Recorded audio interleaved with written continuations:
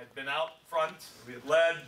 We missed a little bit of a cycle in terms of product delivery, and we've had to come back with great vigor, let's say, and energy in order to get back into the market. But it is important to remember we've actually only had Windows phones in the market now for about 4 months.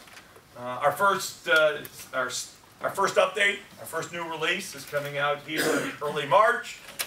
Some nice improvements that people have been asking for. And at the Mobile World Congress Show, I also previewed just a couple of things that are coming in the next release, which will be out later on this year. So the releases are coming quickly, but I had a chance to show Internet Explorer 9 running on Windows Phone, which will be available this year.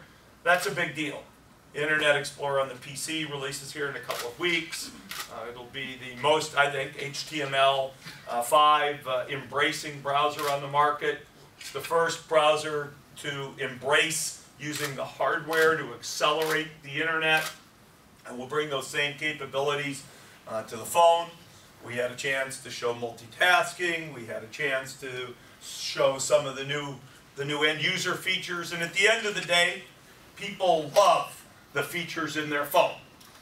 It turns out that a lot about the phone comes from the add-on applications and value, but a lot comes from, as we say, being able to get in and out and back to life quickly.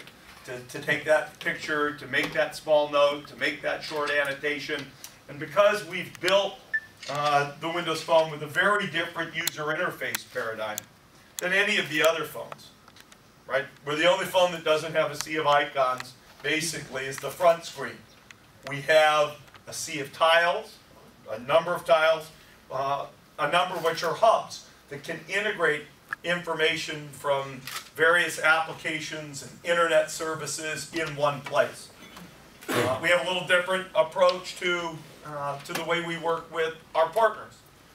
We don't promote the chaos of Android, although things have moved quickly and the Android ecosystem has come together, but it is starting to fracture, and yet we're far more open and have a greater diversity in hardware and certainly in opportunities than you would find in the Apple world. And so we have kind of our own path. We're 4 months into it. We're making our second release. We've got our third release coming. We've got a lot of work. We've got to tell our story.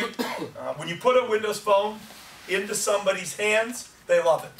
Surveys say 9 out of 10 of the customers who bought Windows Phones are actually recommending them to other people. 9 out of 10 will recommend them to go buy to somebody else.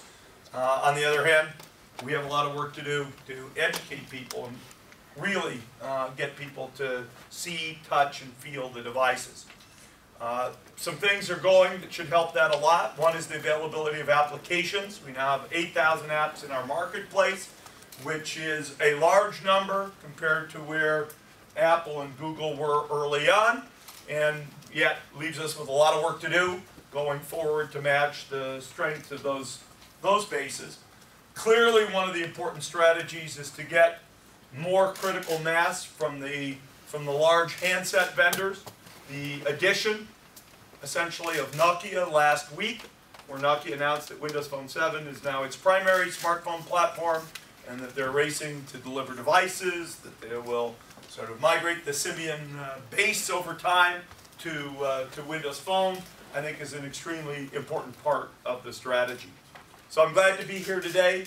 We'll have a chance to, I think, take a look at some demonstration. We'll have a chance to hear from some partners, and I'll look forward to a chance to hear your questions and thoughts. Thank you. Thank you very much.